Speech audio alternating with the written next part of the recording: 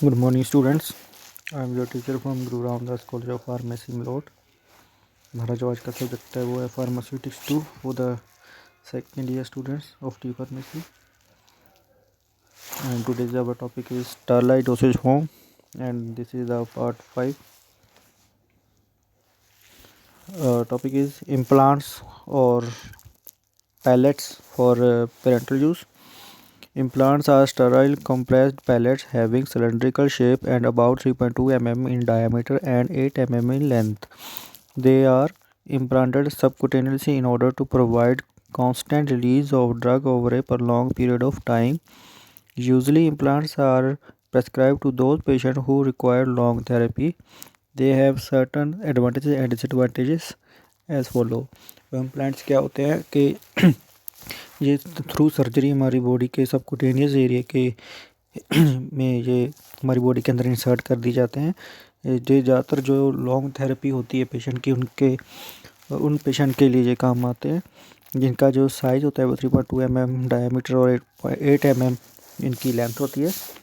Body के अंदर जो इंसर्ट कर दिए जाते हैं, जिसकी कुछ एडवांटेज हैं और डिसएडवांटेज हैं। जैसे कि एडवांटेजेस की बात करें तो it provides continuous release of drug over a long period of time. तो ये लंबे टाइम के लिए, जैसे पहले बताया कि उस थेरेपी में ज़्यादा यूज़ होती है, तो ये इसका एडवांटेजेस है। It avoids forgetfulness of patient under long therapy. तो जो जिन पेशेंट की मेमोरी वीक होती है, वो दवाई लेना भूल जाते हैं, तो उन पेशेंट के लिए ये काफ़ी मददगार है। It provides economical means a good drug administration for a long provide, तो ये कुछ economical है, cheap है। The implanted pellet may contain 100 times the amount of drug given by the other route of administration। और बाकी root के comparatively ये काफ़ी ज़्यादा मददगार है। इसकी डिसएडवांटेज की बात करें तो the pellets are implanted beneath the skin surgical. तो ये इसका डिसएडवांटेज है, ये सर्जरी के थ्रू हमारे स्किन के अंदर ये इंसर्ट होता है। The surgeon is required for the implantation. Reversible of therapy creates unnecessary surgical cuts. अगर हमको ये फिट नहीं रहता है तो दोबारा से फिर सर्जरी करके इसको निकालना पड़ता है। नेक्स्ट है processing of large scale parenterals. Preparation on the large scale in industry as well as extemporaneously by the hospital pharmacies require the same requirements with regard to raw material used, procedure involved and packaging.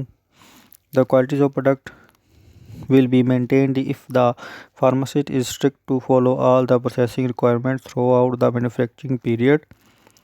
The preparation of small volume hospital product is appear to be simpler than the large-scale production in lieu of small working area and the less personal working in the sterile environment. Few controls of necessary for the preparation of the parentals as they follow.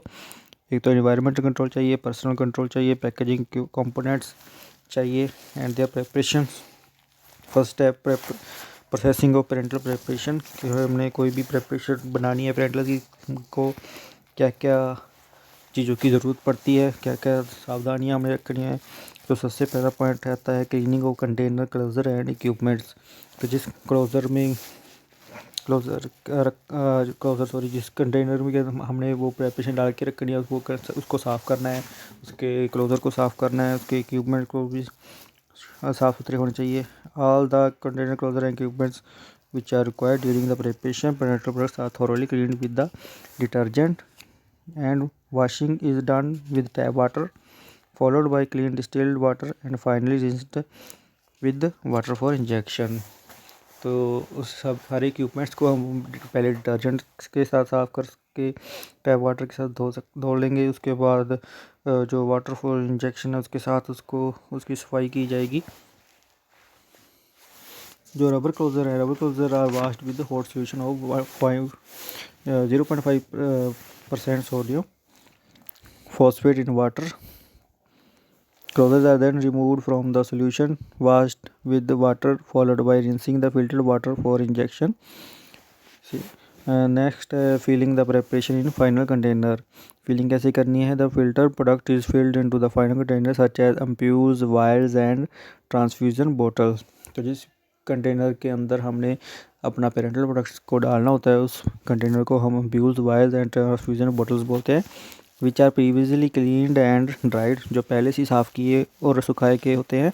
Ampoules are used for filling single dose whereas vials are use for filling multi dose. तो जो जिस container के अंदर हमने single dose रखनी होती है उसको एम्प्यूल्स बोलते हैं, जिसके अंदर मल्टीपल डोज है उसको वायल्स बोलते हैं। Bottles are meant for filling transfusion fluid on small scale. Filling is done manually by using hypodermic syringe and needle. On large scale, filling is done by automatic filling machine. Next is sealing of container. Sealing should be done immediately after filling. Ampoules are sealed manually on the small scale by rotating the neck of the ampule in the flame of Bunsen burner. And sterilization is the parental preparation should be immediately sterilized after sealing in its final container. The sterilization is done by any of method of sterilization which depends on the nature of medicament present in the parental preparation. जो sterilization है, जो उसका शुद्धिकरण करना है parental product का, वो हम कोई भी मेथड के ज़रिए, चाहे ऑटोक्लेव हो चाहे हॉट एयर ओवन हो, इसके ज़रिए हम इसका जो बैक्टीरिया प्रूफ उसको बना सकते हैं। इसके अंदर हार्मफुल जो माइक्रो ऑर्गेनिज्म उसको हटा सकते हैं। ये डिपेंड करता है कि उसके अंदर कौन सा प्रोडक्ट है वो अवेलेबल है। Either we can done it by autoclave by adjusting the temperature at 115 degree Celsius to 116 degree Celsius for 30 minutes of and 121 degree Celsius for 20 minutes। और इन हॉट एयर ओवन, अगर हमने उसको hot air oven में sterilization करना है तो उसके लिए हमको टेम्परेचर जो एडजस्ट करना पड़ेगा वो 160 डिग्री सेल्सियस करना पड़ेगा 2 घंटों के लिए। नेक्स्ट है collection of materials. The various ingredients of the formulation of parenteral products are weighed and collected in the preparation room. जो भी हमारा प्रेपरेशन रूम है वहाँ पे हमने मटेरियल जो भी तैयार करना है उसकी कलेक्शन करनी है, उसको प्रॉपर वे करना है। The raw material required in the preparation of parental product should be pure. जो भी मटेरियल है वो हमारा प्योर और गुड क्वालिटी का होना चाहिए। Preparation of parenteral products, the pharmacy should decide the order of mixing and exact method of preparation to be followed before preparing the parental products। तो जो भी प्रोडक्ट्स हमने सेलेक्ट किए हैं उसको किस ऑर्डर में मिक्सिंग करनी है, कौन सी चीज़ को कितनी मात्रा में ऐड करके डाइल्यूट करना है, ये सारी चीज़ें फार्मासिस्ट ने डिसाइड करनी होती है। नेक्स्ट है filtration. Parental solution so formed is passed through bacteria proof filter such as filter candle, seeds filter, membrane filter and sinter glass filter. तो प्रेपरेशन बनाने के बाद अगर फार्मासिस्ट को देखने को मिलता है कि उसके अंदर कोई भी बैक्टीरिया प्रूफ है या कोई भी डस्ट पार्टिकल्स है या उस प्रेपरेशन को फ़िल्टर करने की ज़रूरत है तो वो उसको फ़िल्ट्रेशन कर सकता है। फ़िल्ट्रेशन करना ज़रूरी है। फ़िल्ट्रेशन करने के लिए जो भी फ़िल्ट्रेशन मीडियम होते हैं जैसे कि filter cake, candle, membrane filter, इसके ज़रिए वो फ़िल्टर कर सकता है।